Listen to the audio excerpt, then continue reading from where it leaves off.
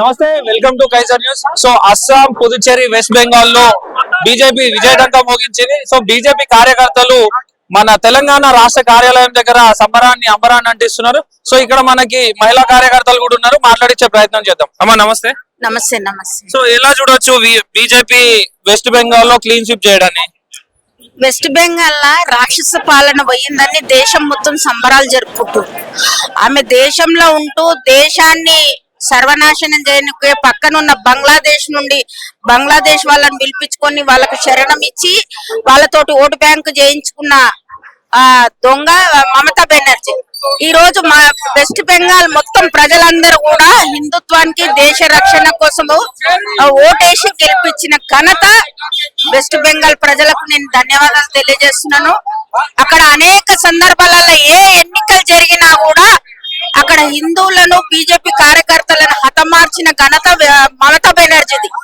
ఎన్ని అఘాయిత్యాలు జరిగినా ఎంత చెప్పినా కూడా పట్టించుకోకుండా అదే శృతి మించితే ఏ రకంగా రిజల్ట్ ఉంటదన్న తెలుస్తుంది.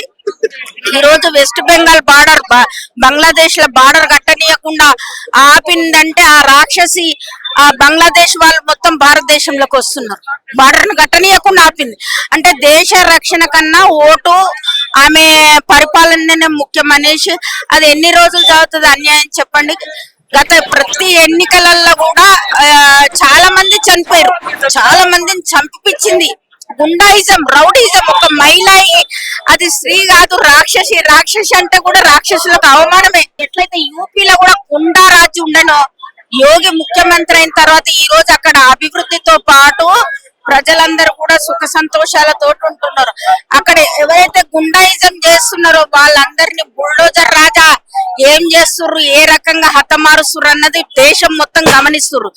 రేపు వెస్ట్ బెంగాల్ లో మళ్ళీ తిరిగి ఏదన్నా గుండాయిజం చేస్తే వాళ్ళకి తగిన శాస్తి జరుగుతుంది. కోర్టుకు వెళ్లాల్సిన అవసరం లేదు. కోర్టుకు వెళ్లకుండానే అక్కడ ఉన్న బీజేపీ ప్రభుత్వం వాళ్ళ కీల్ నిరగొట్టి మళ్ళా గుండాయిజం అన్న చేయకుండా చేస్తుంది. రేపు బీజేపీ ప్రభుత్వం వచ్చినాక అక్కడ అభివృద్ధితో పాటు బెంగాల్ ప్రజలందరూ కూడా వాళ్ళు ఏమంటారు ఏ భయభ్రాంతులు లేకుండా వాళ్ళు బతకగలుగుతారు. చదువుతో పాటు అక్కడ అభివృద్ధి కూడా ముందుకెళ్తుంది అనేసి మేము ఆకాంక్షిస్తున్నాం.